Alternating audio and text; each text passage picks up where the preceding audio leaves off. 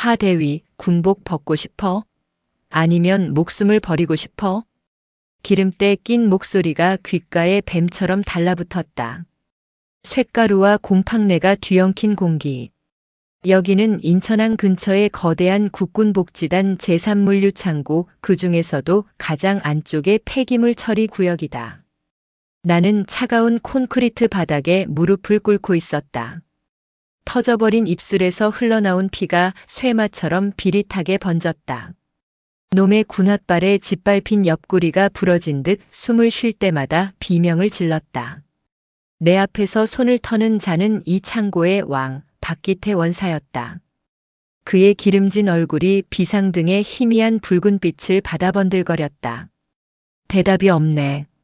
하긴 육사 수석 졸업한 우리 엘리트 장교님이 지금 상황 파악이 안 되시나? 그의 뒤 어둠 속에 팔짱을 낀 채 서 있던 그림자가 한 걸음 걸어 나왔다. 나와 같은 대위 계급장이지만 향수 냄새를 짙게 풍기는 여자. 이수진 중이었다. 아니, 정확히는 이 부대의 진짜 주인, 이태준 복지단장의 공주님이었다. 박 원사님, 말이 너무 심하잖아. 그래도 우리 하 대위님 불쌍하게.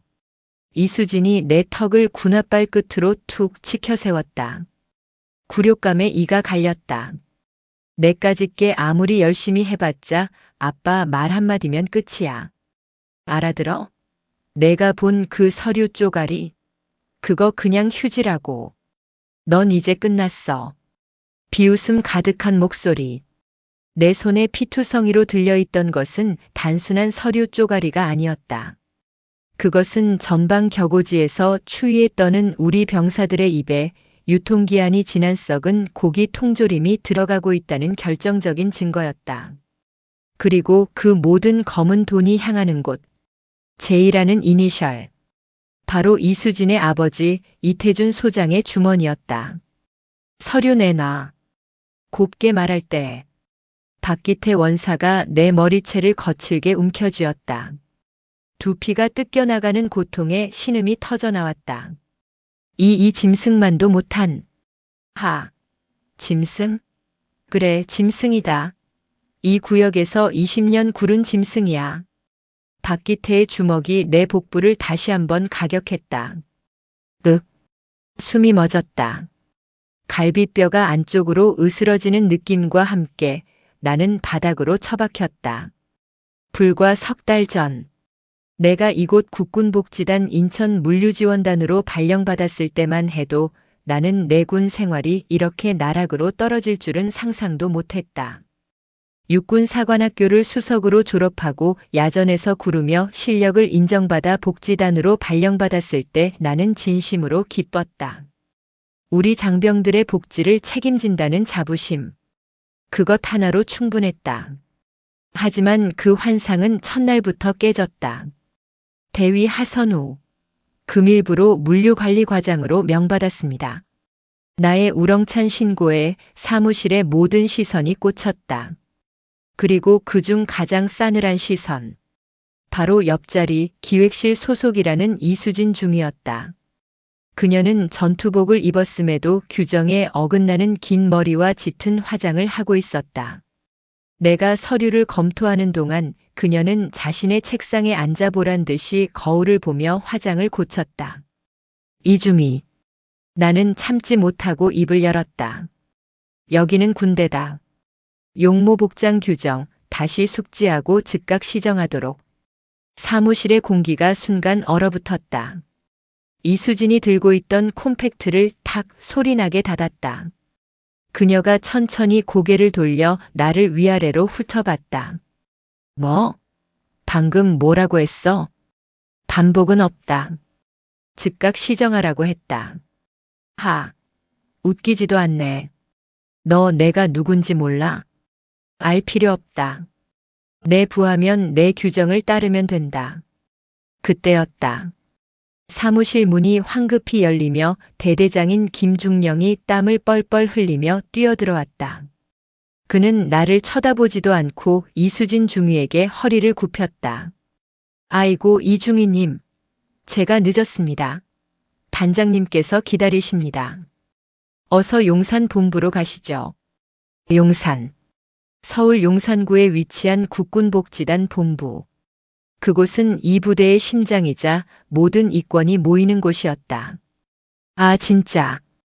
귀찮게. 알았어요. 이수진은 내 어깨를 툭 치고 지나가며 내 귓가에 속삭였다.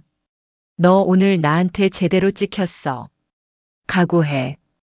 그날 오후 나는 김중령에게 불려갔다.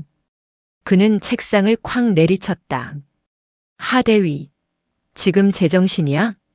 감히 누굴 건드려. 저는 규정대로 했을 뿐입니다. 규정? 규정이 밥 먹여줘? 이중희 아버님이 누군지 알아? 이태준 소장님. 우리 복지단 단장님이시라고. 너 따위는 손가락 하나로 날려버릴 수 있는 분이야. 나는 그때 처음으로 이 거대한 부패의 성 그 꼭대기에 앉아있는 자의 이름을 들었다. 그리고 그 성의 공주님이 바로 내 옆자리에 앉아있다는 사실을 깨달았다. 이태준 소장은 나를 용산 본부로 불렀다. 넓은 집무실, 고급스러운 원목 책상에 앉은 그는 인자한 미소를 짓고 있었다. 아, 우리 하선우 대위. 육사 수석이라지. 아주 눈빛이 살아있어. 좋아. 과찬이십니다, 단장님.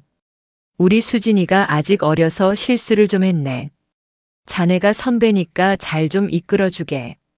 하 대위가 맡은 그 인천 창고, 거기가 우리 복지단의 핵심이야. 박기태 원사라고 아주 훌륭한 베테랑이니 그 친구 말 잘 듣고. 알았나? 그것은 격려가 아니었다. 우리 수진이 건드리지 마라. 그리고 박기태 원사 하는 일에 눈 감아라는 명백한 경고였다. 나는 인천 창고로 돌아와 일을 시작했다. 그리고 즉시 무언가 잘못되었음을 직감했다. 장부였다. 장부상으로는 최고급 햄 통조림과 즉석 전투 식량이 매달 수천 박스씩 격오지로 나간다고 되어 있었다. 하지만 내가 확인한 실제 출고 내역은 달랐다. 유통기한이 임박한 싸구려 어묵 통조림, 곰팡이가 슬기 직전의 건빵들이 그 자리를 대신 채우고 있었다. 이게 어떻게 된 일입니까? 나는 장부를 들고 박기태 원사를 찾아갔다. 그는 자신의 사무실에서 부사관들과 술판을 벌이고 있었다. 아, 우리 하대위님. 또 오셨네. 뭐가 문젠데? 장부와 실물이 다릅니다. 이 썩은 어묵은 뭡니까? 당장 전량 폐기하고 재조사해야 합니다.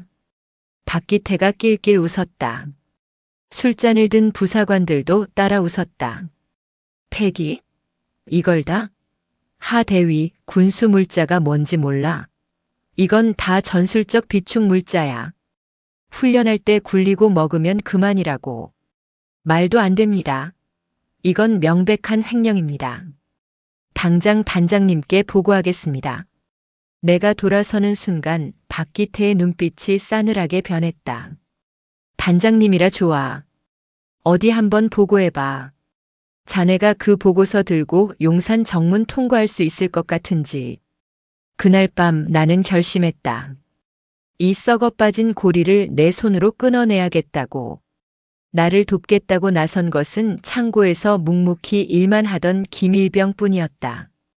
대위님, 저 사실 봤습니다. 박 원사님이 밤마다 민간 트럭 불러서 물건 빼돌리는 거요. 그리고 저기 폐기물 창고에서 이상한 냄새가 납니다.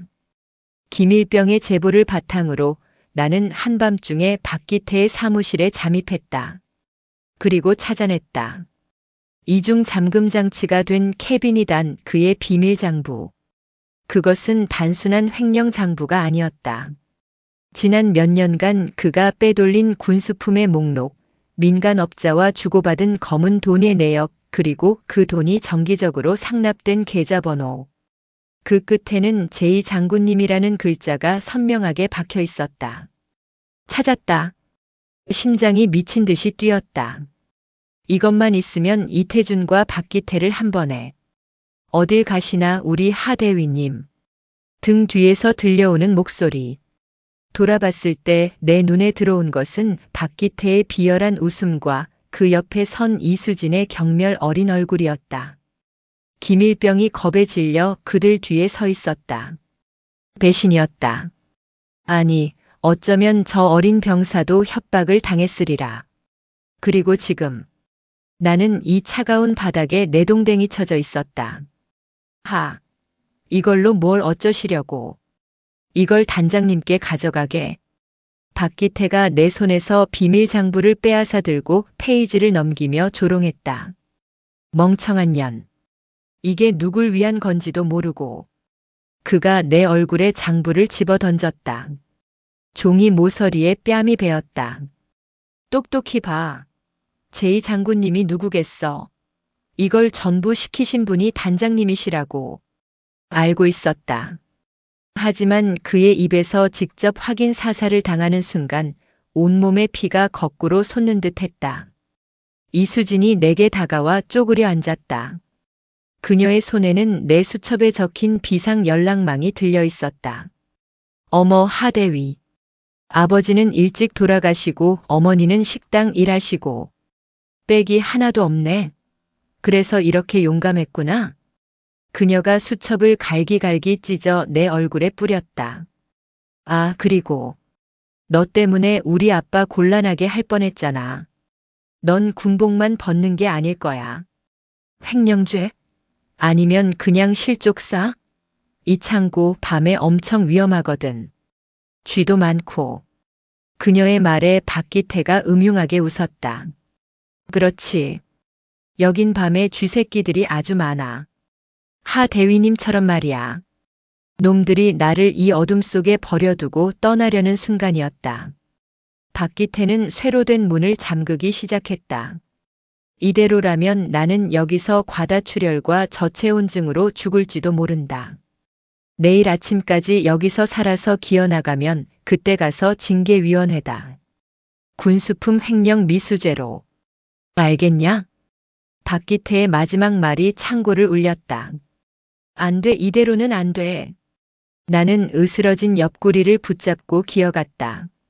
놈들이 가져간 것은 비밀 장부 원본이었다. 하지만 나는 만약을 대비해 모든 것을 복사해 두었다.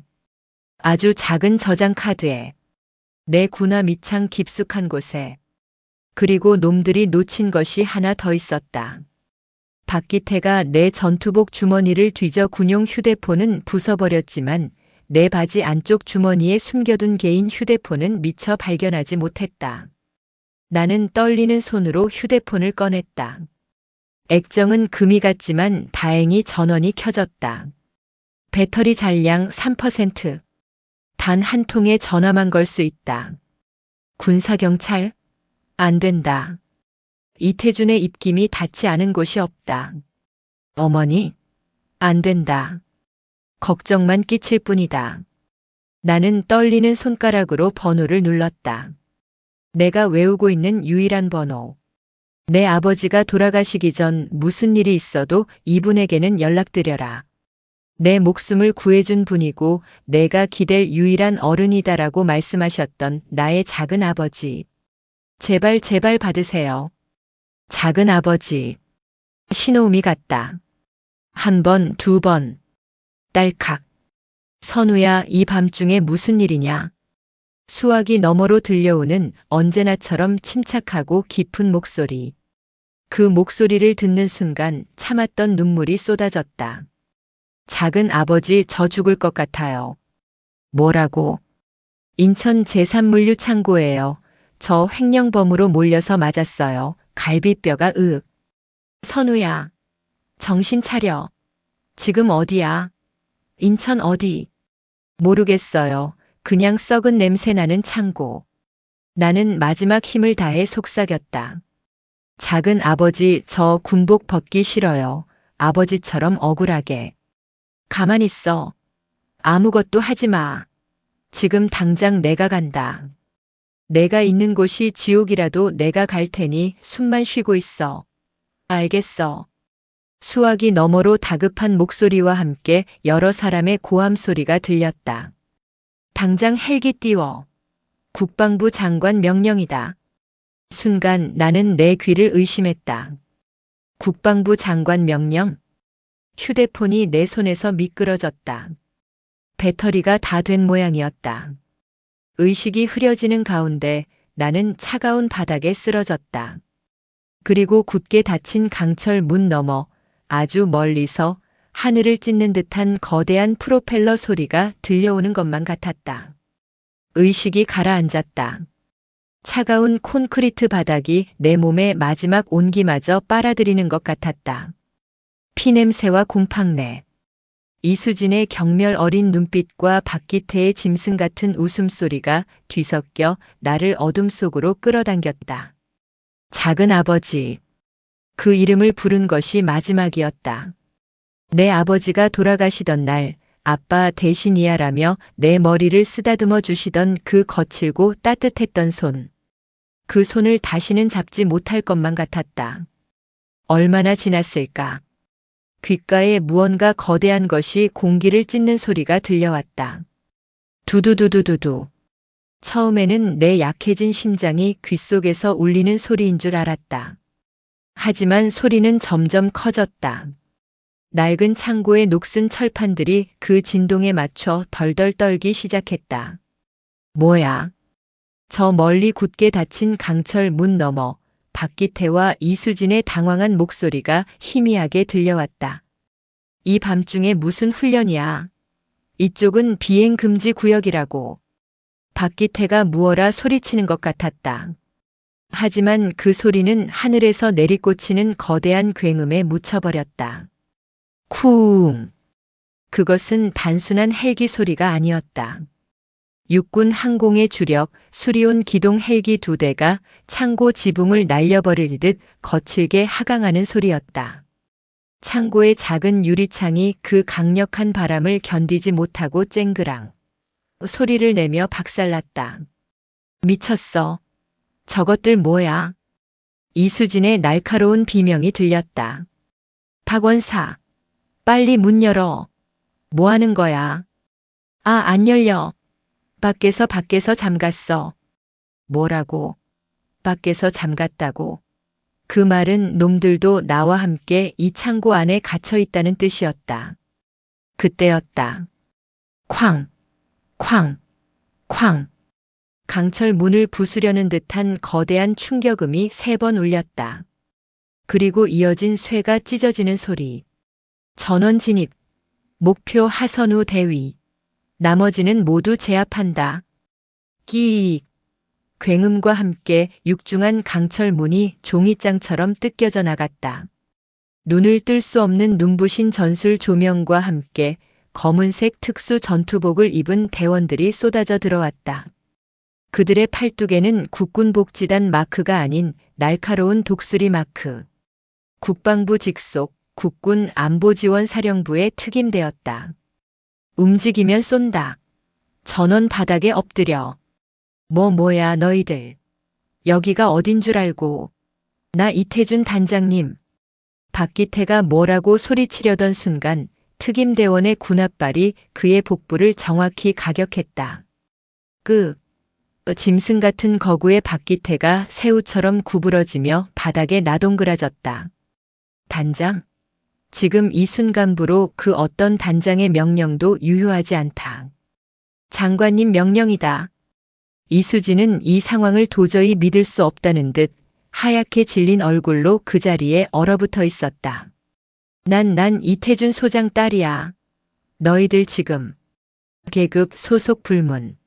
저항하는 자는 즉시 발포한다. 수갑 채워. 이거 놓으라고. 공주처럼 떠받들어지기만 했던 이수진의 비명이 썩은 창고 안을 울렸다. 나는 그 혼란의 중심에서 바닥에 쓰러진 채 가쁜 숨을 몰아쉬었다. 여기다.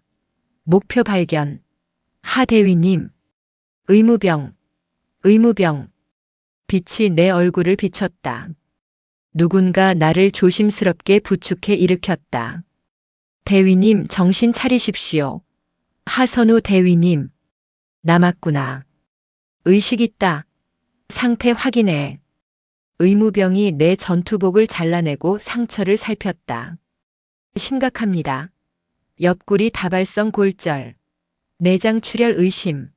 쇼크 직전입니다. 당장 이송한다. 길터. 나는 들것에 실려 밖으로 옮겨졌다. 차가운 밤 공기가 찢어진 폐를 파고들었다.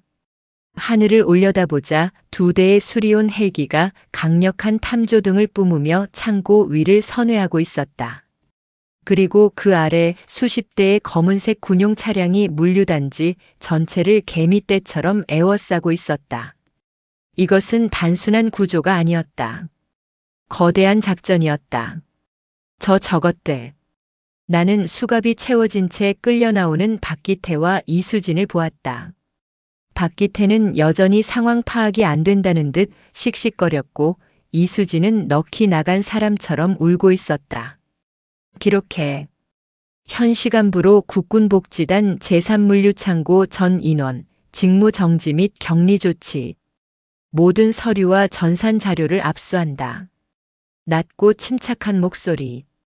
헬기 바람을 맞으며 지휘 차량에서 내린 한장교가 지시를 내리고 있었다. 그의 어깨에는 빛나는 별. 준장이었다. 나는 헬기에 실리기 직전 그를 향해 마지막 힘을 다해 입을 열었다. 비밀 장부 박기태 사무실 김일병 배신. 준장이 내게 다가와 허리를 숙였다. 그의 눈은 차가웠지만 나를 향한 경의가 담겨 있었다. 모든 것을 알고 있습니다, 하 대위님. 이제 아무 걱정 마십시오. 장관님께서 모든 것을 바로잡으실 겁니다. 헬기 문이 닫혔다. 내 몸은 떠올랐지만 내 정신은 그 한마디에 붙잡혔다. 장관님께서. 정말이었구나. 내가 평생 작은 아버지라고 불렀던 그분. 늘 명절 때마다 어머니 식당 일을 말없이 거들어 주시던 그분. 수수한 무역회사 사장님이라고만 알고 있었던 그분. 나의 작은 아버지는 대한민국 국방부 장관 이강석이었다. 눈을 떴을 때는 병원이었다. 지독한 소독약 냄새. 경기도 성남 국군수도병원. 대한민국 군인이라면 누구나 아는 최고의 군병원. 그 중에서도 가장 안쪽 외부인의 출입이 철저히 통제되는 일인 특실이었다. 몸을 일으키려 하자 불에 타는 듯한 고통이 옆구리에서부터 전신으로 퍼져나갔다. 움직이지 마. 갈비뼈 4대가 나갔고 비장이 파열돼서 수술했어. 낮고 익숙한 목소리. 작은 아버지. 그가 창가에 서 있었다. 텔레비전에서 보던 그 위험 있는 군복 차림이 아닌 평소처럼 편안한 감색 정장 차림이었다. 하지만 그의 얼굴은 내가 평생 본 적 없는 무서운 얼굴을 하고 있었다. 하룻밤 사이에 꼴이 이게 뭐냐?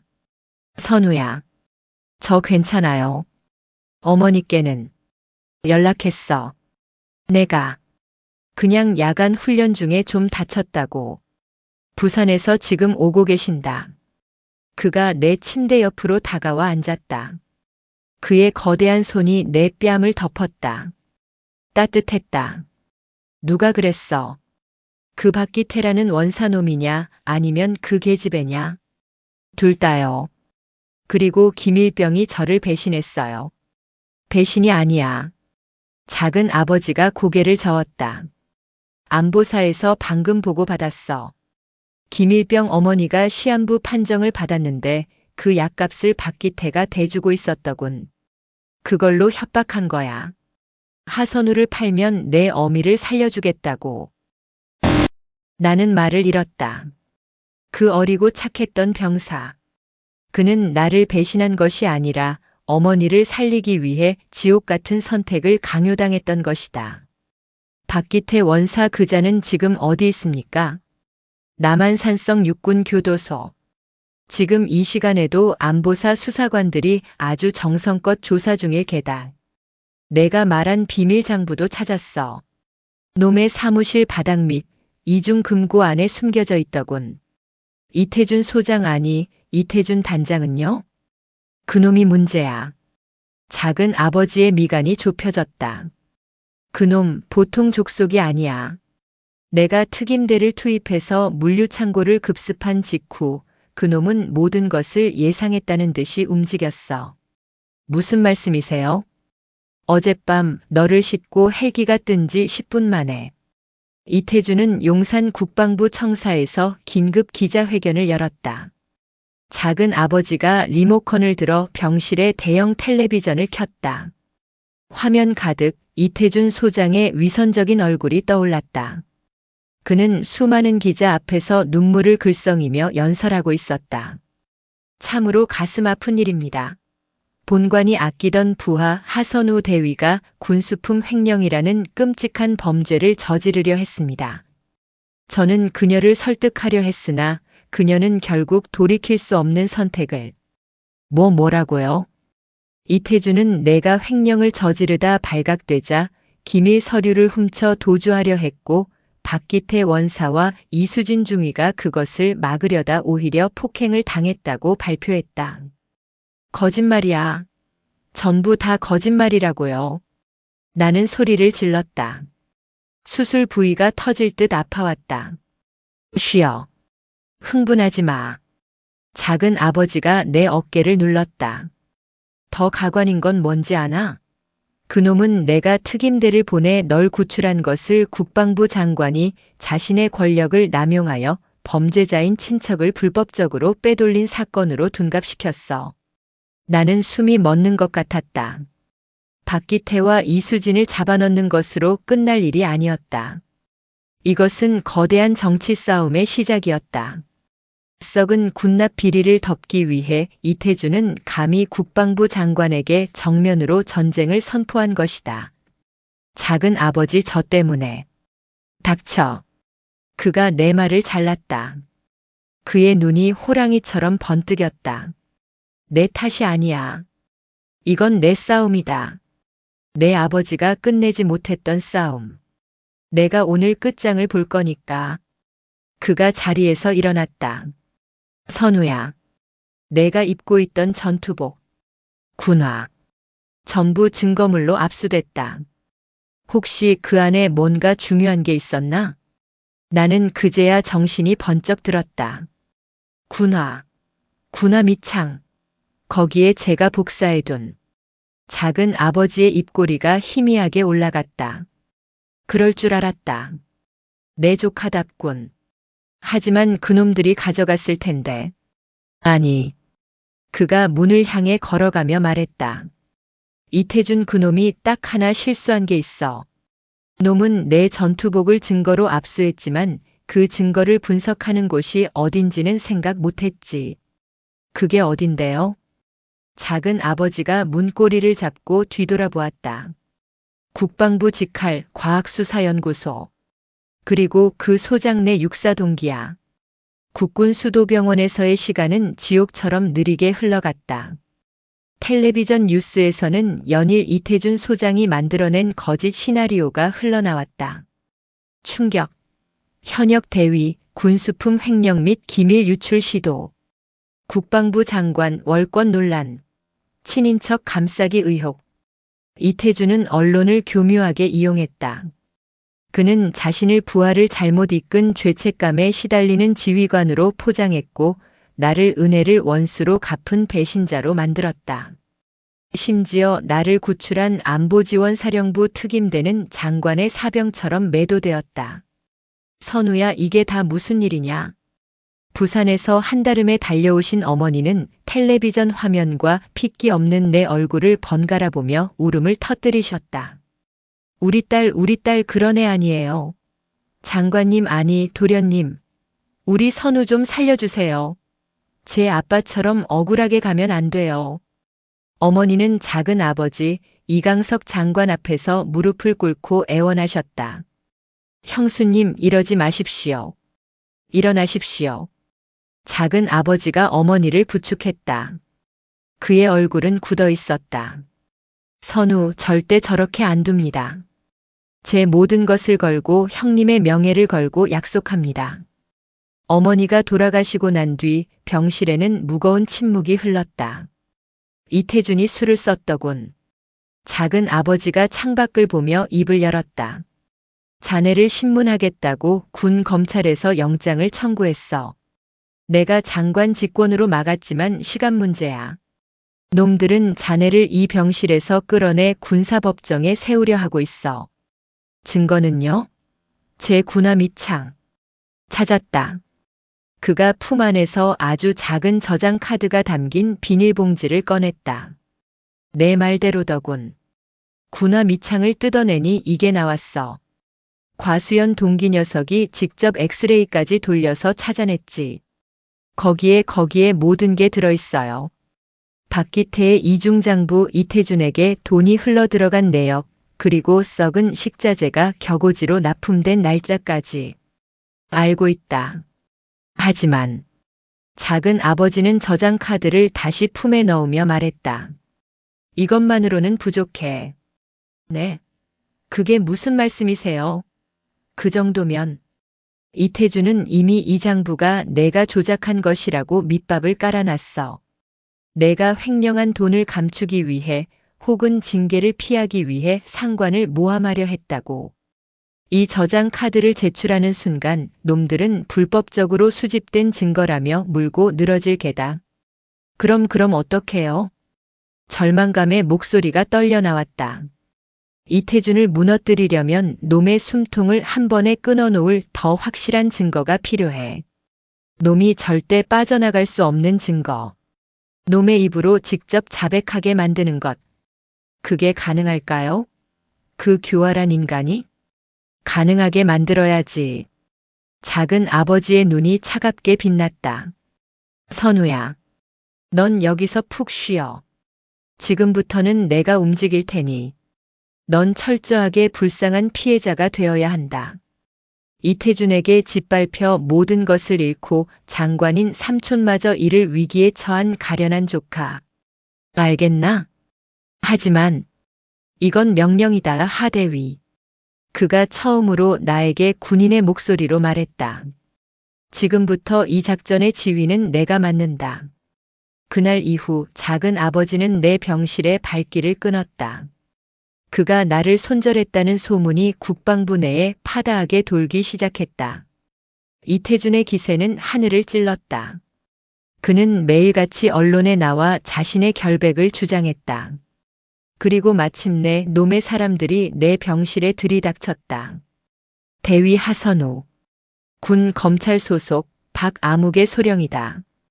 기름진 얼굴의 박소령이 영장을 내밀었다. 뇌물 공여, 군수품 횡령, 기밀 유출 미수 혐의로 정식 체포한다. 장관님도 이제 당신 못 지켜줘. 그들은 나를 휠체어에 태워 병원을 빠져나왔다. 기자들이 벌떼처럼 몰려들었다. 하선우 대위님, 혐의 인정하십니까? 장관님과의 관계는 정말입니까? 나는 수술 부위의 고통과 쏟아지는 카메라 세례에 고개를 숙일 수밖에 없었다. 굴욕적이었다. 내가 이송된 곳은 용산의 군 검찰청이 아니었다.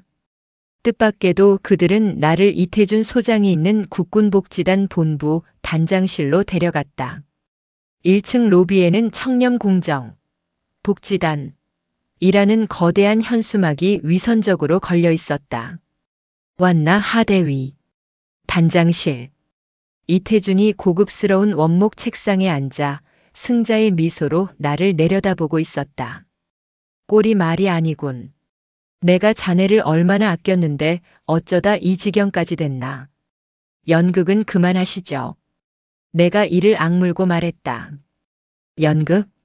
하하. 이태준이 박장대소를 터뜨렸다. 그래, 연극이지. 내 작은 아버지라는 그 이강석 장관하고 나하고 지금 누가 더 연기를 잘하나 시합 중이니까. 그런데 말이야.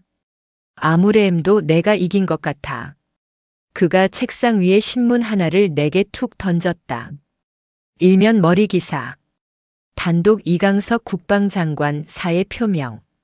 이게 대통령 각하께서도 이번 사태에 격노하셨지. 아무리 전쟁 영웅의 아들이라지만 조카 하나 때문에 군 기강을 무너뜨린 장관을 그냥 둘 수는 없지 않겠나? 곧 경질이다. 이제 알겠나? 넌 끝났어. 내가 믿던 동아줄은 끊어졌다고. 이태준이 내게 다가와 휠체어 손잡이를 잡고 내 눈을 똑바로 쳐다봤다. 하지만 내가 마지막 기회를 주지. 하대위. 아직 젊잖아. 군 생활 이대로 끝내긴 억울하지 않아? 무슨 꿍꿍이십니까? 간단해. 자네가 조작했던 그 가짜는 저장 카드. 그거 어디서 났는지 불어. 그리고 이 모든 것이 이강석 장관의 지시로 이루어진 군부 쿠데타였다고 증언해. 나는 숨이 멎는 것 같았다. 이태준은 단순히 나를 밟고 일어서는 것을 넘어 작은 아버지를 반역자로 몰아 완전히 매장시키려 하고 있었다. 미쳤군, 당신. 미쳤다고? 하. 그래, 난 권력에 미쳤다. 어쩔래? 넌 지금 내 손아귀에 있어. 내 어머니 부산에서 작은 식당 하신다면서 오늘 아침에 세무서랑 위생과에서 불시 점검 나갔다던데. 이 악마 같은. 선택해, 하대위. 내가 입을 열면 내 어머니 식당은 무사할 거야. 그리고 너는 정신 이상으로 인한 과실로 불명예 전역 정도에서 끝내주지. 목숨은 붙여주겠다는 소리야. 그의 눈은 진심이었다. 그는 정말로 나를 그리고 내 가족을 파멸시킬 작정이었다. 그때였다. 단장실의 문이 노크도 없이 거칠게 열렸다. 아빠, 나왔어. 이수진이었다. 그녀는 어느새 중위에서 대위로 특별 진급을 해 있었다. 번쩍이는 새 계급장을 달고 의기양양하게 들어온 그녀는 휠체어에 앉은 나를 보고 비웃음을 터뜨렸다. 어머나, 이게 누구야? 우리 육사수석님 아니셔? 꼴이 왜 이래? 아빠, 얘 아빠가 나 괴롭힌다고 했잖아. 꼴 좋다 정말. 수진아, 나가 있어. 아빠 지금 중요한 얘기 중이잖아. 에이, 뭘. 얘 이제 끝났는데. 어차? 이수진이 내 뺨을 손가락으로 툭툭 쳤다. 야, 하선우. 내가 그랬지. 넌 나 못 이긴다고. 내가 아무리 발버둥 쳐도 우리 아빠 손바닥 아니야. 내가 모은 그 쓰레기 같은 증거. 그거 아빠가 진작에 다 알고 있었대. 내가 그걸로 협박할 줄 알고 일부러 더 큰 거 하나 터뜨리려고 기다리고 계셨다잖아. 순간 나는 이태준의 얼굴을 쳐다봤다. 그의 얼굴이 당황으로 물들었다. 이수진, 입 다물지 못해. 왜? 뭐가 틀려? 박 원사한테 시켜서 김일병 엄마 약값 대준 것도 아빠고 일부러 하선우한테 썩은 통조림 보여줘서 꼬리 잡게 한 것도 아빠잖아. 다 아빠 작전이었으면서. 나는 온몸에 소름이 돋았다. 이 모든 것이 처음부터 이태준의 함정이었다. 나를 잡기 위한 함정이 아니라 나의 작은 아버지인 이강석 장관을 끌어내리기 위해 판 거대한 함정. 나는 그 함정에 걸려든 미끼에 불과했다. 이태준의 얼굴이 분노로 일그러졌다. 이 쓸모없는 년. 누가 그런 말까지 하랬어. 그가 딸의 뺨을 거세게 후려쳤다. 짝. 소리가 방을 울렸다. 아빠. 하선우. 들었나? 이태준이 천천히 나를 돌아보았다. 그의 눈은 살기로 번뜩였다. 어차피 이렇게 된 거 잘 됐군. 넌 이 방에서 살아서 못 나가. 그가 인터폰을 들었다. 경비실이냐? 7층 단장실. 지금 당장 모든 출입 통로를 폐쇄해. 그래. 단 한 놈도 못 들어오게. 그가 수화기를 내려놓고 내게 다가왔다. 내 작은 아버지가 사의를 표명했다고. 그래, 맞아. 하지만 경질되기 전에 자기 조카의 부고 소식을 먼저 듣게 될 거야. 그것만큼 통쾌한 복수가 없지. 그가 책상 서랍에서 묵직한 권총을 꺼내 들었다. KO 권총. 장교에게 지급되는 호신용 무기였다. 군수품 횡령범이 자신의 죄를 덮기 위해 단장을 위협하다 실랑이 끝에 자살했다. 어때, 시나리오 괜찮지? 그가 차가운 총구를 내 이마에 겨누었다. 마지막으로 할 말 있나, 하대위? 나는 눈을 감았다. 모든 것이 끝났다고 생각했다. 그때였다. 하선우 대위. 하선우 대위. 들립니까? 내 전투복 옷깃, 어머니가 몰래 달아주신 작은 브로치에서 목소리가 터져나왔다. 작은 아버지의 목소리가 아니었다. 안보사 특임대장의 목소리였다. 이태준, 내 놈이 지금 무슨 짓을 하는지 다 듣고 있다. 이 방은 지금 완벽하게 포위됐다. 당장 총을 버리고 투항하라. 이태준의 눈이 미친 듯이 흔들렸다. 뭐라고? 이게 어떻게? 멍청한 년은 내 딸이 아니라 바로 너다, 이태준. 나는 눈을 뜨고 그를 노려보았다. 내 작은 아버지가 사의를 표명했다고. 그래, 장관직은 사의를 표명했지. 나는 휠체어에서 일어나려는 듯 몸을 부르르 떨었다. 하지만 대통령 각하께서는 그 사표를 수리하지 않으셨어. 오히려 내 놈을 잡기 위한 전권을 주셨지. 거짓말. 거짓말이야. 병실에 들이닥친 군 검찰. 너를 이 방으로 유인하기 위한 미끼였어. 내가 내 입으로 모든 것을 자백하게 만들기 위한. 나는 내 옷깃에 달린 브로치를 뜯어 그에게 집어 던졌다. 내 놈이 한 모든 말. 내 딸이 한 모든 말. 지금 이 순간 국방부 서버에 실시간으로 전송되고 있었다고, 이 멍청한 쥐새끼야. 이태준의 얼굴이 하얗게 질렸다. 그리고 내 작은 아버지가 오늘 너에게 보낸 진짜 선물이 뭔지 알아? 그 순간 쿵! 용산 국군복지단 건물이 통째로 흔들릴 정도의 거대한 굉음과 함께 단장실의 통유리 창이 박살나기 시작했다. 와장창! 단장실의 강화 유리가 거대한 굉음과 함께 산산조각 났다. 10월의 차가운 용산 바람이 이태준이 서명하던 서류들과 이수진의 찢어진 자존심 조각들을 한데 뒤섞어 허공으로 날려보냈다. 깍! 이수진은 비명을 지르며 테이블 밑으로 기어들어갔다. 이게 무슨... 이태준이 권총을 든 채 뒷걸음질 쳤다. 창문 밖, 불과 몇 미터 앞. 거대한 2대의 헬기가 우리를 향해 떠 있었다. 하지만 그것은 내가 알던 수리온이 아니었다. 훨씬 더 육중하고 위압적인 기체. 대한민국 육군이 보유한 최강의 공격 헬기 아파치 가디언. 그 헬기 2대가 마치 지옥의 사자처럼 이태준의 집무실을 향해 기수를 고정하고 있었다. 하선우 대위, 지금 즉시 바닥에 엎드리십시오. 헬기 외부 스피커를 통해 쩌렁쩌렁한 목소리가 터져나왔다. 이태준 소장, 마지막으로 경고한다. 5초 내로 총을 버리지 않으면 그 방을 통째로 날려버리겠다. 5. 아파치 헬기의 전면 30mm 기관포가 이태준을 향해 천천히 고개를 드는 것이 보였다. 그 무시무시한 포구가 정확히 그의 미간을 겨누고 있었다. 4. 힉, 힉. 이태준은 사시나무 떨듯 떨었다. 그가 평생 쌓아올린 권력, 그가 믿었던 돈과 인맥. 그 모든 것이 저 차가운 강철 포구 앞에서 아무런 의미가 없었다. 3. 안 돼, 살려줘. 2. 딸칵. 이태준의 손에서 KO 권총이 바닥으로 떨어졌다. 그는 두 손을 번쩍 들고 그 자리에 주저앉았다. 항복하겠다.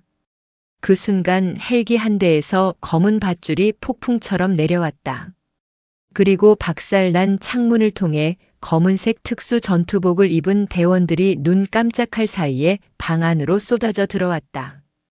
국방부 직할 대테러 특수임무대.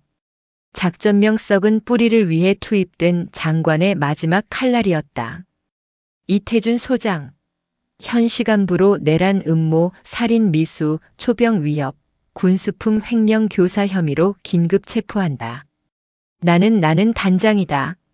예우를 갖춰라. 닥쳐.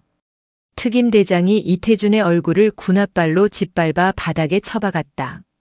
내 놈에게 갖출 예우 따위는 없다. 이 나라의 군복을 더럽힌 반역자 새끼. 대원들은 이태준의 팔을 꺾어 등 뒤로 수갑을 채웠다. 테이블 밑에서 벌벌 떨고 있던 이수진도 짐짝처럼 끌려 나왔다. 아빠, 아빠, 살려줘. 난 몰라. 난 아무것도 몰라. 아빠가 시켜서 한 거야. 이 배신자년. 이태준이 딸을 향해 악을 썼지만 그들의 추악한 싸움은 특임대원의 개머리판에 의해 곧바로 중단되었다. 모든 것이 순식간에 정리되었다. 나는 멍하니 그 광경을 바라보았다. 그때 헬기에서 마지막으로 한 남자가 내려왔다. 작은 아버지. 이강석 장관. 그는 헬기용 방풍 고글을 벗으며 나에게 다가왔다. 그의 정장은 헬기 바람에 엉망이 되어 있었지만 그의 눈빛은 그 어느 때보다 형형하게 빛나고 있었다. 괜찮으냐? 그가 내 어깨를 감쌌다. 나는 그제야 참았던 숨을 몰아쉬며 그의 품에 기대어 무너졌다. 늦어서 미안하다, 선우야. 아니요, 와주셨잖아요. 지금이라도. 아직 안 끝났다. 작은 아버지가 나를 부축해 일으켰다. 그는 헬기에서 내린 밧줄 패스트 로프 하나를 내 쪽으로 끌어왔다. 이태준이 내게서 군복을 벗기려 했지. 그가 내 어깨를 바라보았다. 환자복 위에 걸쳐진 낡은 전투복상에 내 놈들이 감히 내 조카의 군복을 더럽혀? 그가 바닥에 엠무릎 꿇린 이태준에게 다가갔다. 이태준, 너는 오늘 내가 그토록 무시했던 저 여군 장교의 손에 심판받을 것이다. 무슨. 작은 아버지가 나를 돌아보았다. 하대위. 저 썩은 뿌리를 내 손으로 직접 뽑아라. 나는 무슨 뜻인지 즉시 알아차렸다. 나는 헬기에 연결된 밧줄을 들어 이태준의 두 손목에 단단히 감아 묶었다. 안 돼. 안 돼. 장관님. 제발. 내가 잘못했소. 이 장관. 이강석. 이태준이 비명을 질렀다. 하대위 준비됐나? 준비됐습니다. 올려. 작은 아버지의 명령이 떨어지자마자 헬기에 연결된 밧줄이 팽팽해지며 이태준의 몸을 허공으로 끌어올렸다. 으악! 이태준은 국군복지단 7층 창문에 대롱대롱 매달렸다. 그의 밑으로는 수백 명의 복지단 직원들과 이 소식을 듣고 몰려든 기자들이 경악에 찬 눈으로 그를 올려다보고 있었다. 대한민국 육군 소장. 복지단의 왕. 그가 횡령범이 매달리듯 창밖에 매달려 발버둥 치는 모습은 그 어떤 재판보다도 강력한 심판이었다. 그리고 너. 작은 아버지가 이수진을 돌아보았다. 그녀는 이미 공포에 질려 실신 직전이었다. 하대위. 저자는 어떻게 할까? 나는 이수진에게 다가갔다. 그리고 내 어깨에 달린 피와 먼지로 더러워진 나의 대위 계급장을 떼어냈다. 너. 나는 이수진의 뺨을 후려치는 대신 그녀의 어깨에 달린 특별 진급한 가짜 대위 계급장을 거칠게 뜯어냈다. 이 계급장 너 같은 년이 달 자격 없어. 나는 그 계급장을 바닥에 던지고 구둣발로 짓밟았다. 너는 내가 그토록 무시했던 전방격오지. 그곳에서 내가 빼돌린 썩은 통조림을 평생 먹으며 복무하게 될 거다. 내 아버지 없이 내가 내 발로. 아, 안 돼. 이수진은 그 말에 완전히 무너져 내렸다. 나는 작은 아버지를 돌아보았다. 작은 아버지. 이제 다 끝난 거죠? 아니. 그가 나를 헬기로 이끌었다. 진짜 심판은 지금부터다. 내가 직접 저놈들을 심판할 증거를 온 세상에 공개해야지. 어디로 가는 겁니까? 용산. 국방부 브리핑실. 지금 이 순간 모든 방송국 카메라가 너를 기다리고 있다. 가서 당당하게 말해. 내가 본 것, 내가 겪은 것, 그리고 내가 이긴 것을. 나는 헬기에 올라탔다. 헬기는 거대한 굉음을 내며 떠올랐다. 내 발 아래 창문에 매달려 끌려오는 이태준의 비명소리가 들리는 듯 했다. 나는 용산의 하늘을 바라보았다. 내가 그토록 지키고 싶었던 나의 군대. 그 군대를 좀먹던 쥐새끼들을 내 손으로 잡았다. 아버지, 보고 계십니까? 헬기의 거대한 진동이 온몸을 울렸다. 나는 부서진 창문 밖으로 끌려오는 이태준의 비명소리를 귀에 담은 채 칠흑 같은 용산의 밤하늘을 가로질렀다. 내 몸은 찢어질 듯 아팠지만 정신은 그 어느 때보다 얼음처럼 차갑고 명료했다. 괜찮으냐? 옆자리에 앉은 작은 아버지가 물었다. 그의 목소리에는 군 지휘관의 강철 같은 의지와 동시에 나를 향한 안쓰러움이 뒤섞여 있었다. 괜찮습니다. 나는 터진 입술을 혀로 핥았다. 아직 끝나지 않았으니까요. 우리가 탄 아파치 헬기는 위용을 과시하듯 국방부 본청 건물이 아닌 연병장 한가운데에 거칠게 착륙했다. 이미 그곳은 수백 개의 카메라 조명으로 대낮처럼 밝혀져 있었다. 대한민국 모든 방송국의 중계 차량이 집결해 있었다. 문이 열렸다. 장관님, 이쪽입니다. 지금 이게 무슨 상황입니까? 하선우 대위는 정말 횡령범입니까? 기자들이 벌떼처럼 몰려들었다. 작은 아버지는 나를 부축해 내리게 했다. 나는 일부러 휠체어를 타지 않았다. 부러진 갈비뼈가 폐를 찔러도 상관없었다. 나는 저 짐승들 앞에서 두 다리로 당당히 서서 죽음을 선고하고 싶었다. 나는 피와 먼지로 범벅이 된 전투복 차림 그대로였다. 이보다 더 강력한 증거는 없었다. 모두 비키시오. 작은 아버지의 불호령에 안보사 요원들이 길을 텄다. 우리는 수많은 카메라 세례를 뚫고 브리핑실로 향했다. 그리고 그곳에서 나는 내 생애 가장 통쾌한 광경을 목격했다. 브리핑실 단상. 그 한가운데에 이태준이 무릎 꿇려 있었다. 그는 헬기에 매달려 오느라 전투복이 갈기갈기 찢어져 있었고 얼굴은 공포와 굴욕감으로 일그러져 있었다. 그 옆에는 실신한 듯 축 늘어진 이수진이 군사경찰에게 붙들려 있었다. 하하선우. 이태준이 나를 발견하고 이를 갈았다. 이 인연이 감히. 조용히 못해.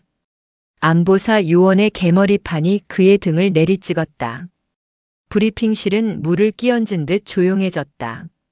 모든 기자가 이 믿을 수 없는 광경을 현역 육군 소장이 반역자처럼 무릎 꿇려 있는 이 장면을 숨죽여 촬영하고 있었다. 작은 아버지가 마이크 앞에 섰다. 그의 목소리는 낮았지만 브리핑실 전체를 압도했다. 국민 여러분, 그리고 국군 장병 여러분. 오늘 저는 국방부 장관으로서 이 나라 군의 가장 치욕스러운 민낯을 여러분께 공개합니다. 그가 나를 돌아보았다. 하선우 대위. 이 자리는 자네의 자리다. 그가 나에게 단상을 양보했다. 나는 수술 자국이 터지는 고통을 참으며 한 걸음 한 걸음 나아갔다. 내가 마이크 앞에 서자 수백 개의 플래시가 나를 향해 터졌다. 나는 주머니에서 이태준의 단장실에서 뜯어낸 그 작은 브로치를 꺼내 들었다. 이태준 소장. 당신은 내가 이 방에서 살아서 못 나갈 거라고 했지. 나는 브로치를 마이크에 가까이 댔다.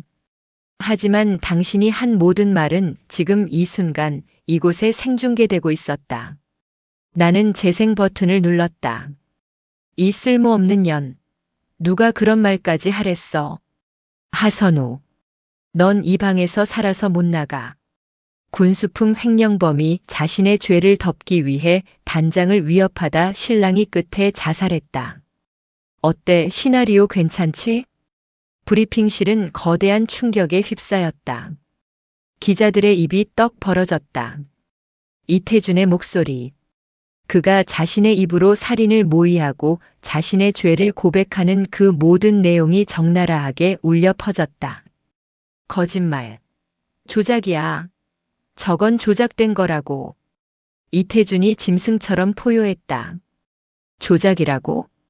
나는 차갑게 웃었다. 좋아. 그럼 이건 어떤가? 나는 내 전투와 밑창을 뜯어냈다. 그곳에 숨겨져 있던 피와 흙으로 더러워진 작은 저장 카드. 여기. 당신이 그토록 찾던 내 조작된 증거가 있다. 나는 저장 카드를 옆에 대기하고 있던 안보사 전산 요원에게 넘겼다. 잠시 후 단상 뒤편의 거대한 화면에 그 지옥 같았던 장부의 내용이 떠올랐다. 유통기한 3년경과 전투 햄 통조림 전방 1사단 납품. 곰팡이 검출 건빵 3군단 납품. 납품 대금 차액 120억 원. 수신인 제2장군님. 화면은 이내 이태준의 해외 차명 계좌 내역으로 바뀌었다. 수백억 원대의 검은 돈이 스위스와 싱가포르의 유령 회사로 흘러들어간 내역이 낱낱이 공개되었다. 저건 이태준은 더 이상 변명조차 하지 못했다. 그는 넋이 나간 사람처럼 화면을 바라보았다. 나는 마이크를 다시 잡았다. 국민 여러분, 이태준 소장은 지난 5년간 전방에서 고생하는 우리 장병들의 목숨을 담보로 자신의 배를 채웠습니다. 썩은 통조림을 먹인 것도 모자라 그 비리를 덮기 위해 부하 장교를 살해하려 했습니다. 나는 무릎 꿇린 이태준에게 다가갔다. 그리고 그의 어깨에 달린 번쩍이던 소장 계급장을 움켜쥐었다. 이태준, 당신은 군인이 아니야. 당신은 이 나라의 군복을 입은 가장 더럽고 추악한 기생충이야. 나는 온 힘을 다해 그의 계급장을 뜯어냈다. 우두둑 소리와 함께 실밥이 터져나갔다. 나는 그 계급장을 바닥에 내던졌다. 그리고 나는 옆에서 벌벌 떨고 있던 이수진의 머리채를 움켜쥐었다. 그녀가 고통스러운 비명을 질렀다. 너는 내 아비가 싼 똥을 받아먹으며 나를 모욕하고 짓밟았지. 나는 그녀의 가짜 대위 계급장 역시 뜯어냈다. 이 모든 것을 즐겼던 대가 지금부터 내 평생에 걸쳐 갚아라. 나는 두 사람을 발 아래에 둔 채 다시 단상으로 돌아왔다. 저는 오늘 이 자리에서 대한민국 군인 하선우의 이름으로 저 두 반역자에게 사형을 구형하고 싶습니다. 하지만 그럴 수 없음을 압니다. 나는 카메라를 그리고 그 너머의 국민들을 바라보았다. 그래서 저는 저들의 군복을 벗기는 대신 저들이 그토록 지키려 했던 모든 것을 빼앗을 것입니다. 작은 아버지가 단상으로 다시 올라왔다. 그는 내 어깨에 손을 얹었다. 오늘부로 이강석 국방부 장관은 대통령 각하의 특별 재가를 받아 국군 내 모든 부패 세력에 대한 전면전을 선포한다. 그가 손을 들자 브리핑실의 문이 열리며 수십 명의 군, 검찰과 안보사 수사관들이 도열했다. 지금 이 시간부로 국군복지단 전체를 폐쇄하고 이태준 비리에 연루된 모든 인원을 색출한다. 또한 작은 아버지의 시선이 기자석 가장 뒷줄에 앉아있던 안경을 쓴 한 중년의 장군에게 향했다. 그는 나와 눈이 마주치자 황급히 고개를 숙였다. 이태준의 윗선으로 의심되는 모든 지휘관에 대한 특별 감찰을 즉시 개시한다. 그 말이 떨어지자마자 기자석 뒷줄에 앉아있던 그 장군이 자리에서 벌떡 일어나 도망치기 시작했다. 저놈 잡아! 수사관들이 그를 덮쳤다. 브리핑실은 순식간에 아수라장이 되었다. 이태준이 끝이 아니었다. 이것은 거대한 썩은 뿌리의 시작에 불과했다. 나는 그 광경을 보며 차가운 미소를 지었다. 진짜 전쟁은 이제부터였다.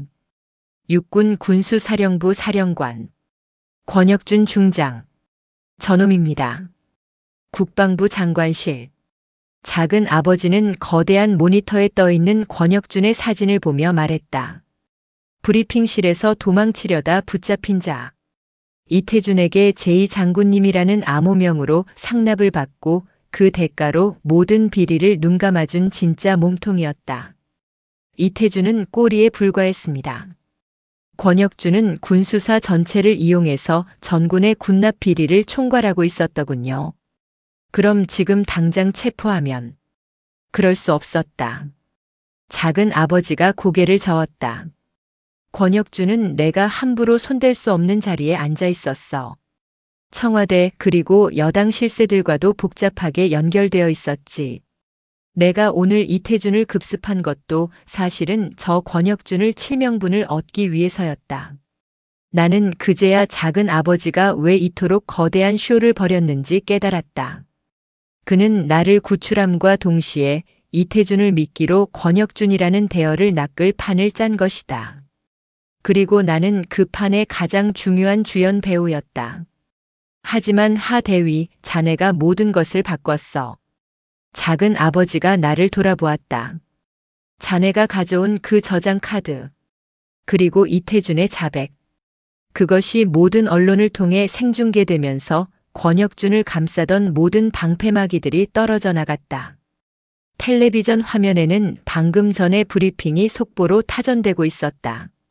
속보 현역 육군 소장, 군수품 횡령 및 살인모의 현장 체포. 대통령, 국방부 장관의 전권 위임. 여론이 움직였습니다. 그래. 국민이 분노하기 시작했지.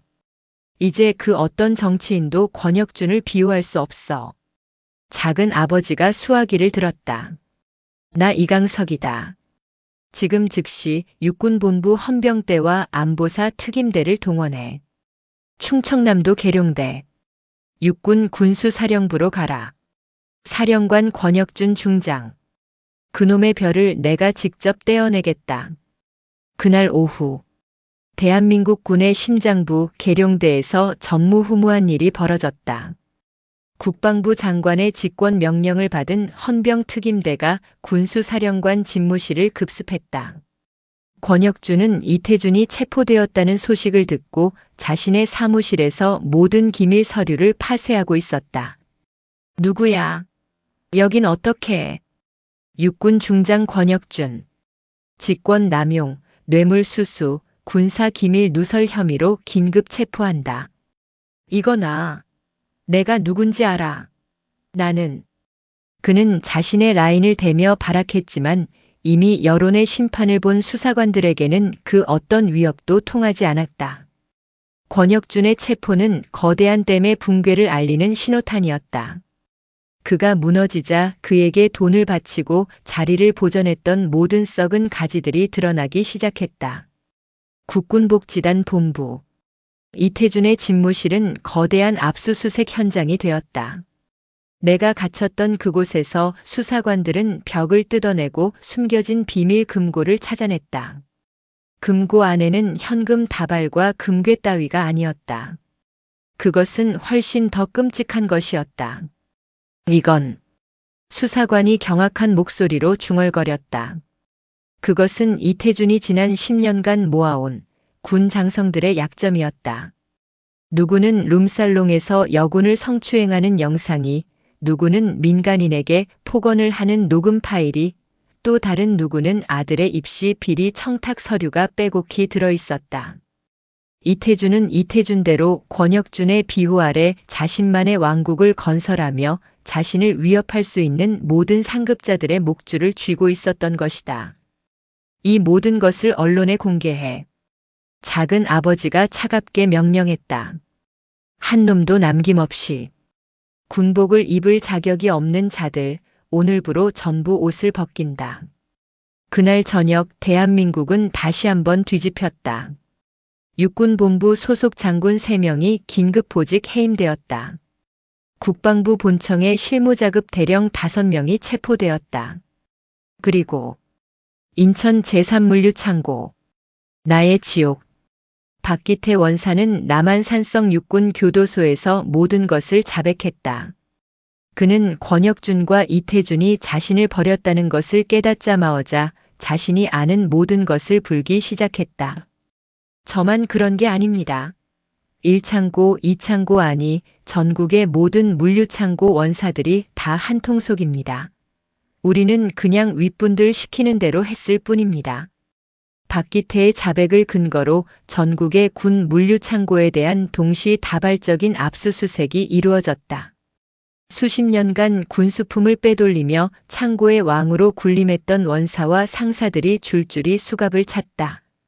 그들은 자신들이 20년간 복무하며 쌓아올린 철옹성이 이제 갓 30을 넘긴 나 하선우라는 여군 대위 하나에 의해 무너졌다는 사실을 믿지 못했다. 나는 이 모든 과정을 국군 수도병원 특실에서 지켜보고 있었다.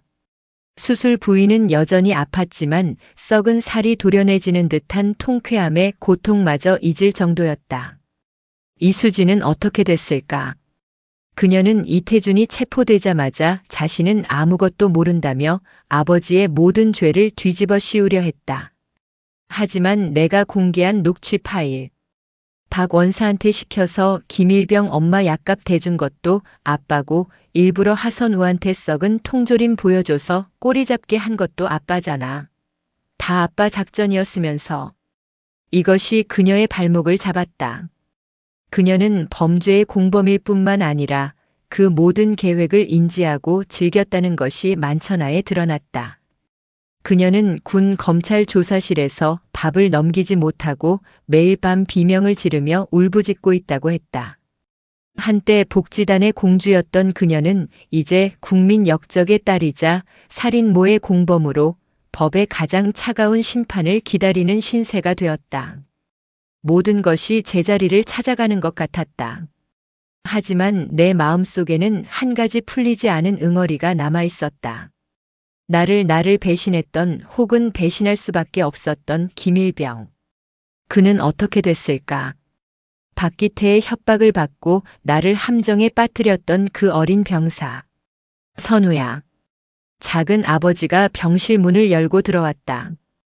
그의 얼굴은 몇 날 며칠 밤을 새운 듯 지쳐 보였지만 눈빛만은 살아있었다. 이제 내가 직접 만날 사람이 있다. 그가 문을 열자 군사 경찰 2명에게 이끌려 헬쑥한 얼굴의 한 병사가 들어왔다. 수척해진 얼굴. 초점을 잃은 눈동. 김일병이었다. 그는 나를 보자마자 그 자리에 무너져 내렸다. 내 대위님. 그가 짐승처럼 울부짖으며 내 침대 발치에 이마를 찍기 시작했다. 제가 죽일 놈입니다. 저를 죽여주십시오. 흑. 나는 그를 차갑게 내려다보았다. 내 마음속에서 연민과 분노가 동시에 휘몰아쳤다. 고개 들어라, 김일병. 내 목소리는 얼음장처럼 차갑게 병실 공기를 갈랐다. 김일병은 차마 고개를 들지 못하고 바닥에 이마를 박은 채 온몸을 떨고만 있었다. 제가 대위님을 그래. 나는 천천히 침대에서 몸을 일으켰다. 수술 부위가 찢어지는 듯한 고통이 몰려왔지만 나는 이를 악물고 참았다. 휠체어에 의지하지 않고 내 2발로 저 병사를 마주해야 했다. 내가 나를 팔았지. 내가 나를 그 썩은 창고로 유인했고 박기태가 나를 짐승처럼 팰 때 너는 문 밖에서 망을 봤어. 어머니가. 어머니 때문에? 나는 실수했다. 그래, 내 어머니가 시한부 판정을 받았더군. 박기태가 그 약값을 대주며 널 협박했겠지. 내 어미를 살리고 싶으면 하선우를 밟아 죽이라고. 김일병의 어깨가 부서질 듯 떨렸다. 하지만 김일병. 그건 이유가 될 수 없어. 나는 그의 앞에 섰다. 그리고 그의 멱살을 잡고 강제로 고개를 들게 했다. 그의 눈은 눈물과 콧물 그리고 공포로 범벅이 되어 있었다. 너는 나 한 사람을 배신한 게 아니야. 너는 내가 입은 그 군복을 배신했어. 내가 지켜야 할 전우를 짐승의 아가리에 밀어넣었어. 내가 박기태에게서 받은 그 더러운 돈이 내가 싼 똥을 치우다 죽을 뻔한 나 하선우의 목숨 값이었다고. 내 고함에 김일병의 눈동자가 공포로 가득 찼다. 잘못했습니다. 용서받을 생각하지 마라. 나는 그를 바닥에 내팽개쳤다. 너는 내가 한 짓에 대한 대가를 치러야 해. 내 어머니가 아프다는 이유로 모든 것이 용서될 거라 생각했다면 그건 내 착각이야. 작은 아버지는 이 모든 광경을 문에 기댄 채 말없이 지켜보고 있었다. 나는 다시 침대로 돌아가 협탁 위에 있던 서류 봉투 하나를 집어들었다. 그리고 그것을 김일병의 얼굴에 던졌다. 이게 뭡니까? 열어봐. 김일병은 떨리는 손으로 봉투를 열었다. 그 안에는 그의 어머니가 입원한 병원의 수술 일정표와 완납 영수증이 들어있었다. 어머니 수술. 내가 나를 배신했던 바로 그날 밤. 작은 아버지께서 아니 국방부 장관님께서 내 어머니가 입원한 병원으로 사람을 보냈다. 김일병의 눈이 믿을 수 없다는 듯 커졌다. 박기태가 대주던 그 약가? 그거 원래 내 어머니 같은 군인 가족을 위해 복지단에서 지급되었어야 할 복지 기금이었어.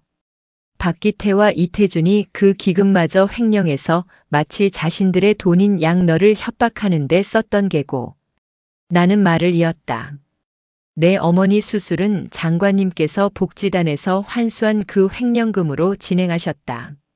내가 받은 더러운 돈이 아니라 내가 지켰어야 할, 그러나 내가 외면했던 바로 그 정의가 내 어머니를 살린 거야. 김일병은 영수증을 붙잡고 오열했다. 그는 용서받을 수 없는 죄인이었지만 동시에 이 거대한 비리 시스템의 가장 연약한 피해자이기도 했다. 김일병. 그의 울음소리가 병실을 채웠다. 너는 군 교도소에 가지 않을 거다. 예. 교도소에 보내서 너 같은 놈 밥 먹여줄 세금 따위는 없다. 나는 그를 차갑게 내려다보았다. 중장년층이 원하는 것은 단순한 용서가 아니다. 그들은 정의로운 처벌과 참된 교훈을 원한다. 너는 남은 군 생활을 내가 그토록 피하고 싶었던 곳에서 하게 될 거다. 강원도 인제. 최전방 GOP. 그것도 가장 험한 동부 전선 12사단으로 재배치된다. 내가 인천항 물류창고에서 편하게 빼돌렸던 그 통조림이 얼마나 귀한 것인지 내 몸으로 직접 깨닫게 될 거야. 나는 군사경찰에게 고갯짓했다. 남은 군 생활 1년. 매일 밤 잠들기 전에 생각해라. 내가 오늘 왜 살아있는지. 그리고 내가 지켜야 할 진짜 어머니가 누구인지. 알겠나? 예, 알겠습니다. 대위님. 김일병은 눈물 콧물을 닦으며 목이 터져라 경례를 붙였다. 그것이 그가 내게 할 수 있는 유일한 속죄였다. 군사경찰이 그를 끌고 나갔다. 병실에는 다시 침묵이 찾아왔다. 후련한가 선우야. 작은 아버지가 내게 다가왔다. 아니요. 나는 고개를 저었다. 아직 제 전쟁은 끝나지 않았습니다. 인천 창고 제 부대원들은 어떻게 됐습니까? 모두 조사를 받았지. 대부분은 박기태가 무서워서 입을 다물었던 방관자들이었어. 그들 역시 징계를 피할 순 없을 게다. 그 창고. 지금은 텅 비어 있다. 왕이 사라졌으니 쥐새끼들도 다 도망갔지. 부대 전체가 마비됐어. 아무도 그곳에 가려 하지 않아. 작은 아버지는 내 침대맡에 앉아 내 손을 굳게 잡았다. 선우야. 이태준과 권혁주는 군사법원에서 재판을 받고 있다. 이변이 없는 한 둘 다 무기징역 혹은 사형을 면치 못할 거야. 잘 됐네요. 이수진은 모든 혐의를 인정하고 정신감정을 받고 있다더군. 아마 평생을 군 병원이나 감옥에서 속죄하며 살게 되겠지. 썩은 뿌리는 모두 뽑혔다. 이제 남은 것은 그 썩은 뿌리가 파헤쳐 놓은 폐허를 복구하는 일이었다. 선우야. 자네에게 새로운 임무를 주려고 한다. 임무 말씀이십니까? 자네가 있던 그 인천 제3물류창고. 그 지옥 말이다. 작은 아버지는 그의 가방에서 작은 상자 하나를 꺼냈다. 그리고 그것을 내 침대 위 협탁에 올려놓았다. 육사수석 졸업. 야전 근무 최우수. 그리고 이번 부패 척결의 1등 공신. 대통령 각하께서도 자네의 공을 높이 사셨다. 나는 천천히 그 상자를 열었다. 그 안에는 대위하 선우의 계급장보다 하나 더 많은 작대기 3개. 소령 계급장이 빛나고 있었다. 이건 대위 하선우는 어젯밤부로 전사했다. 그리고 오늘 소령 하선우로 다시 태어났다. 작은 아버지가 내 어깨를 짚었다. 육군 소령 하선우. 자네를 국군복지단 제3물류창고. 그곳의 책임자 단장으로 임명한다. 내 심장이 거세게 뛰기 시작했다. 원사 한 놈에게 짓밟혔던 내가 이제는 그 부대의 최고 지휘관이 되어 돌아가는 것이었다. 가서 내가 원하는 대로 그곳을 바꿔라. 내가 꿈꾸던 진짜 군대를 내 손으로 직접 만들어라. 이것이 이 작은 아비가 내게 줄 수 있는 최고의 보상이다. 나는 빛나는 소령 계급장을 움켜쥐었다. 차가운 금속의 감촉이 내게 새로운 사명을 일깨워주고 있었다. 나의 전쟁은 끝났지만 나의 진짜 임무는 이제 막 시작되고 있었다. 한 달이 지났다. 내 몸에 부러진 뼈들은 차가운 금속판과 나사로 고정되어 다시 붙었고 찢어졌던 비장은 아물었다. 하지만 내 영혼에 새겨진 흉터는 아물지 않았다. 아니, 나는 그것을 아물게 내버려 두지 않았다. 그것은 상처가 아니라 내 복수의 동력을 태우는 화염이었다. 나는 퇴원하던 날 국군 수도병원의 거울 앞에 섰다. 피와 먼지로 더러워졌던 전투복이 아닌 빳빳하게 다려진 새로운 전투복. 그리고 내 어깨에는 나를 짓밟았던 이수진의 것과는 비교도 할 수 없는 무게를 지닌 진짜 소령 계급장이 번쩍이고 있었다. 작은 아버지는 내게 말했다. 선우야. 복지단은 지금 유령 도시가 됐다. 권혁준과 이태준 라인이 통째로 뽑혀나가면서 아무도 그곳에 가려 하지 않아. 특히 내가 있던 그 인천 삼창고 그곳은 저주받은 곳이라고 불린다더군. 잘 됐네요. 나는 차갑게 대답했다. 악마들이 사라졌으니 이제 그 악마들이 싼 똥을 치울 차례죠. 제가 가겠습니다. 내 첫 출근 날. 나는 그 누구의 수행도 없이 홀로 전투 지프를 몰아 인천항의 제3물류창고 정문으로 향했다. 한 달 전 짐승처럼 끌려 나와 헬기에 실려갔던 그곳. 위병소의 초병이 나를 보더니 귀신이라도 본 듯 사색이 되어 경례를 붙였다. 저 전진. 단장님, 오셨습니까? 문을 열어라. 육중한 철문이 열리고 나의 지프가 안으로 들어섰다. 거대한 창고 단지는 을씨년스러웠다. 박기태의 수하들이 줄줄이 잡혀가고 이태준의 윗선까지 모조리 무너지자 부대의 기강은 완전히 해체되어 있었다.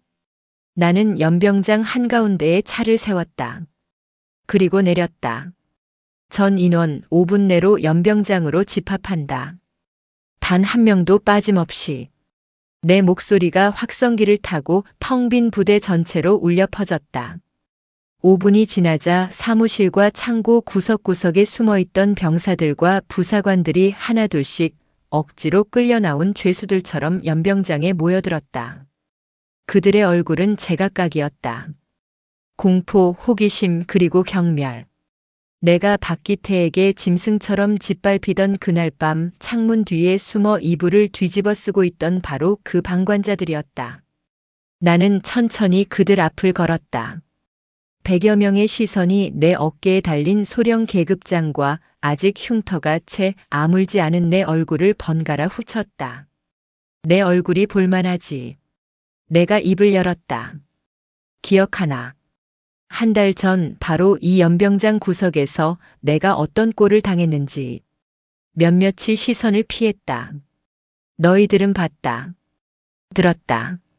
그리고 외면했다. 나는 한 부사관 앞에서 멈췄다. 그는 내가 박기태의 사무실로 끌려갈 때 나를 보고도 황급히 자기 방으로 숨어 들어갔던 자였다. 너는 내 동료가 죽음으로 끌려가는 것을 보고도 문을 잠갔지. 소령님, 그건 입 다물어. 내 불호령이 연병장을 울렸다.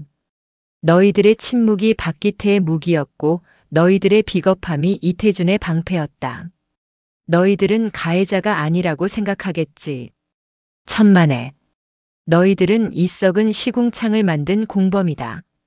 나는 단상으로 올라갔다. 오늘부로 육군 소령 하선우. 국군복지단 제3물류창고 단장직을 명받았다. 그들은 숨을 죽였다. 나는 너희들을 용서하러 온 것이 아니다.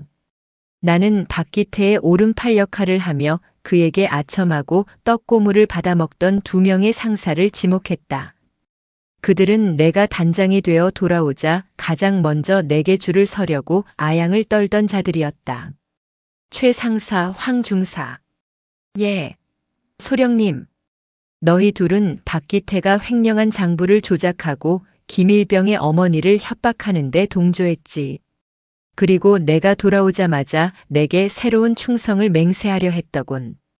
그들의 얼굴이 하얗게 질렸다. 나는 너희 같은 썩은 쥐새끼들의 충성 따위는 필요 없다. 나는 손짓했다. 연병장 입구에서 대기하고 있던 군사경찰 헌병들이 그들에게 다가갔다. 뭡니까? 소령님, 저희는 그냥 시키는 대로. 이것들을 당장 끌어내. 직권 남용, 횡령 공모, 협박 동조 혐의로 전원 구속 수사한다. 내 놈들은 군 교도소에서 박기태와 아주 사이좋게 콩밥을 나눠 먹게 될 거다. 으악, 살려주십시오. 2명의 흉측한 쥐새끼가 끌려나갔다. 연병장에 남은 자들의 얼굴은 이제 공포를 넘어 경악으로 물들어 있었다. 그들은 내가 정말로 참교육을 하러 왔음을 깨달았다. 나는 남은 자들을 돌아보았다. 이제 방관자들 차례다. 너희들에게는 선택권을 주겠다. 첫째, 오늘부로 전역 지원서를 내고 이 더러운 군복을 벗고 꺼져라. 둘째, 이곳에 남아 내 놈들이 방관했던 죄를 내 놈들의 뼈와 살로 갚아라. 아무도 움직이지 못했다. 선택이 어렵나? 좋아. 그럼 내가 도와주지. 나는 연병장 구석 박기태가 20년간 왕국으로 군림했던 그 불법 컨테이너 사무실을 가리켰다. 저것이 보이는가? 저것은 사무실이 아니다. 너희들의 수치다. 나는 창고에서 가장 큰 쇠망치의 머를 들고 왔다. 그리고 그 컨테이너의 녹슨 철문을 향해 온 힘을 다해 내리찍었다. 쾅! 저 안에서 너희들의 동료가 짓밟혔다. 저 안에서 너희들의 월급이 착복됐다. 저 안에서 너희들의 군인 정신이 썩어 문드러졌다. 쾅! 쾅! 쾅! 나는 수술 자국이 터져 피가 배어나오는 것도 무시하고 짐승처럼 쇠망치를 휘둘렀다. 너희들은 내가 쇠망치를 바닥에 내던지며 그들을 향해 포효했다. 저 수치의 상징을 오늘 내 놈들 손으로 직접 부수지 않으면 내 놈들 모두 저 흉물과 함께 이 부대에서 파묻어 버릴 것이다. 지금 당장 연장 들어. 병사들과 부사관들은 망설였다. 그때 한 젊은 병사가 창고에서 곡지 하나를 들고 뛰어나왔다. 제가 하겠습니다. 그는 내가 박기태에게 맞던 날 가장 크게 울고 있던 병사였다. 와! 그의 곡괭이가 컨테이너 벽을 찢자 본물 터지듯 모든 병사가 연장을 들고 달려들었다. 그들은 쇠망치로, 곡괭이로, 심지어 맨주먹으로 20년간 자신들을 짓눌렀던 공포의 상징을 부수기 시작했다. 그것은 단순한 철거가 아니었다. 썩은 과거를 도려내는 의식이었고 지옥에서 돌아온 지휘관이 주관하는 피 끓는 참교육의 시작이었다. 박기태의 왕국은 먼지가 되어 사라졌다. 20년간 그 누구도 감히 열어보지 못했던 그 흉물은 반나절 만에 앙상한 뼈대만 남아 해체되었다. 병사들은 땀과 먼지로 범벅이 되었지만 그들의 눈에는 한 달 전의 공포와 냉소가 아닌 기묘한 광기와 해방감이 서려 있었다. 하지만 나는 이것이 시작에 불과함을 알았다. 썩은 건물을 부수기는 쉬워도 그 터에 밴 곰팡내를 없애는 것은 다른 문제였다. 전 인원 주목. 나는 잿더미가 된 컨테이너 터 앞에서 선언했다. 오늘부로 제3물류창고의 모든 재고 조사를 처음부터 다시 실시한다. 장부와 실물이 단 하나라도 틀릴 시 그 창고 담당자는 즉시 군법에 회부한다. 소령님, 하지만 장부가 이미 살아남은 부사관 중 최고 선임이던 원사가 사색이 되어 나섰다. 장부가 엉망이라 못하겠나? 그게 아니라 박기태 원사가 워낙 엉망으로 관리해서. 그럼 굶어야지. 예.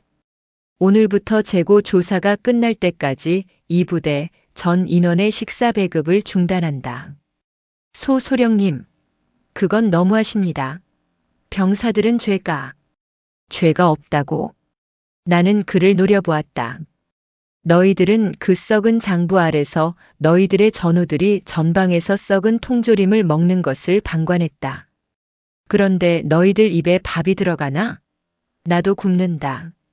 너희들이 이 썩은 장부를 모두 바로잡고 전방에 내 전우들에게 보낼 깨끗한 보급품을 단 하나라도 챙기기 전까지 이 부대 단장인 나부터 굶겠다. 나는 내 지휘관실을 박기태가 쓰던 그 더러운 방이 아닌 병사들이 잠자는 생활관 막사구석의 빈 침대로 옮겼다.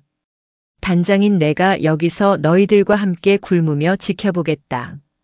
이 창고에 쌓인 수백억 원어치의 썩은 재고를 오늘부터 밤을 새워서라도 모두 찾아내. 단 하나의 곰팡이 핀 건빵도 용납하지 않는다. 대청소는 그렇게 시작되었다. 그것은 지옥이었다. 우리는 일주일간 하루에 3시간씩 쪽잠을 자며 모든 창고를 뒤집었다. 처음에는 불평하던 병사들도 단장인 내가 그들과 똑같이 흙바닥을 구르고 굶어가며 재고 목록을 확인하자 독이 오르기 시작했다. 그리고 그들은 보았다. 소령님, 이것 보십시오. 한 병사가 12번 창고 깊숙한 곳에서 무언가를 끌어냈다. 그것은 장부상 폐기 처리된 그러나 실제로는 민간에 빼돌려질 예정이었던 수천 박스의 새 전투화와 방한복이었다. 이런 개자식들. 병사들의 입에서 욕설이 터져나왔다. 자신들이 추위에 떨 때 자신들의 피복이 이렇게 창고 구석에서 썩어가고 있었다는 사실에 대한 배신감이었다. 분노는 강력한 동력이 되었다. 우리는 일주일 만에 이태준과 박기태가 숨겨둔 장부에서 사라진 수백억 원대의 군수품을 모두 찾아냈다. 그리고 나는 그 모든 작물을 연병장에 쌓아두고 모든 방송국 기자를 다시 불렀다. 국민 여러분, 이것이 이태준과 그 일당이 우리 장병들의 피를 빨아 숨겨두었던 재산입니다. 저는 오늘 이 재산을 원래 주인에게 돌려주고자 합니다. 나는 그 자리에서 내가 찾아낸 모든 방한복과 전투화를 가장 춥고 열악한 전방 부대에 즉시 배송하라고 명령했다. 하지만 진짜 문제는 지금부터였다. 소령님, 큰일 났습니다. 새로 임명한 내 부관 강직한 성품의 김대위가 뛰어들어왔다. 납품업체들입니다. 이태준에게 상납하던 그놈들이 계약을 파기하겠다고 합니다. 뭐라고? 소령님께서 중간 마진 뇌물을 모두 없애고 원가 입찰을 다시 시작하시니 수지가 안 맞는다고 합니다. 당장 내일 전군에 보급될 식자재가 들어오지 않을 거랍니다. 이것은 그들의 단체 행동이었다. 이태준은 잡혀갔지만 그와 결탁했던 썩은 민간 업체들의 카르텔은 여전했다. 그들은 내가 두 손 두 발 다 들고 자기들에게 다시 떡고물을 주며 매달릴 것이라 예상한 것이다. 아, 멍청한 놈들. 나는 실수했다. 김대위, 지금 당장 육군본부에 연락해. 내가 국방부 장관 라인이라고. 예. 작은 아버지 아니 장관님께 직접 요청한 자료가 있다. 이태준에게 상납했던 모든 민간 업체의 세무조사 자료를 국세청에서 받아두라고 했거든. 나는 김 대위에게 서류철 하나를 넘겼다. 이 명단에 있는 모든 업체를 불러 모아. 단 한 놈도 빠짐없이. 다음 날 국군복지단 대회의실. 수십 명의 기름진 얼굴을 한 민간 업체 사장들이 모였다. 그들은 내가 얼마나 숙이고 들어올지 기대하는 눈치였다. 나는 단상에 섰다. 그리고 그들의 얼굴을 하나하나 훑어보았다. 여러분들 덕분에 우리 군 장병들이 내일 아침부터 굶게 생겼더군. 한 사장이 팔짱을 끼고 비아냥거렸다. 하소령님, 사업이라는 게 다 남는 게 있어야 하는 거 아닙니까? 예전 단장님처럼 좀 융통성 있게 하셔야지 원칙대로만 하시면 우리도 남는 게 없어요. 그렇지. 융통성. 나는 고개를 끄덕였다. 그리고 화면에 내가 국세청에서 받은 자료를 띄웠다. 5호식품 장부 외 현금 거래 내역 120억 원. XX 피복 유령 직원을 통한 급여 횡령 50억 원. 회의실이 순식간에 얼어붙었다. 당신들이 말하는 그 융통성이라는 게 이런 탈세를 말하는 건가? 저건. 나는 군인이라 사업은 잘 모른다. 하지만 세금은 잘 안다. 나는 그들을 향해 한 걸음 다가갔다. 선택은 두 가지다. 첫째, 오늘부로 당신들의 그 더러운 탈세 자료를 검찰과 국세청에 넘기고 당신들은 이태준과 함께 감옥에 간다. 둘째, 나는 새로운 계약서를 화면에 띄웠다. 당신들이 훔쳐먹은 그 돈의 10배에 해당하는 물품을 정상적인 가격으로 군에 납품한다. 당신들이 싼 똥, 당신들 재산으로 직접 치우라는 거다. 앞으로 10년간 당신들은 우리 군의 노예가 되는 거야. 그들의 얼굴이 절망으로 일그러졌다. 이것이 썩은 뿌리를 뽑아낸 자리에 새 살을 돋게 하는 하선우식 참교육이었다. 그로부터 1년이 흘렀다. 대한민국 군사법원 최고재판정. 나는 증인석이 아닌 방청석 가장 앞자리에 앉아 있었다. 내 어깨의 소령 계급장이 법정의 조명 아래 차갑게 빛났다. 모든 재판은 끝났다. 피고 이태준. 전 육군 소장. 판사의 끝한 목소리가 울려 퍼졌다. 1년 만에 본 이태준은 뼈만 앙상하게 남은 초라한 늙은이에 불과했다. 피고는 군수품 횡령, 부하 살해 모의, 내란 음모 교사, 초병 위협 등 군인으로서 저지를 수 있는 가장 흉악한 범죄를 저질렀음이 인정된다. 피고의 죄는 적군에게 총을 겨누는 것보다 더 추악하게 아군의 등을 찌른 반역 행위다. 이태준이 고개를 들고 나를 노려보았다. 그의 눈에는 여전한 살기가 어려 있었지만 나는 그저 무표정하게 그를 마주보았다. 이에 군사법원은 피고 이태준에게 사형을 선고한다.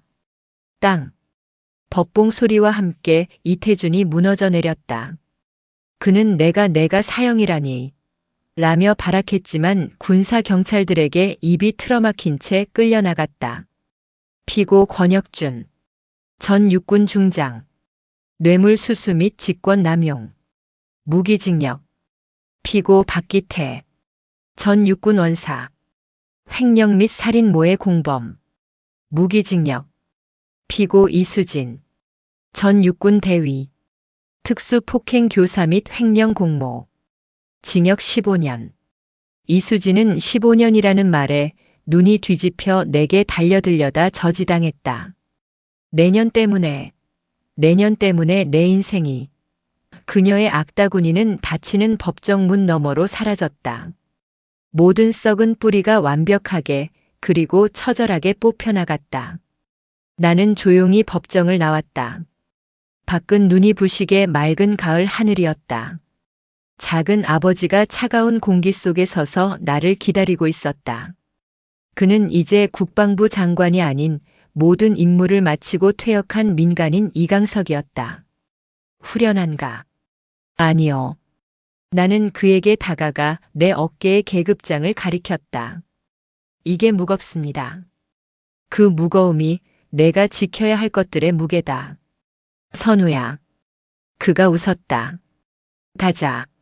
내가 만든 작품 보러 가야지.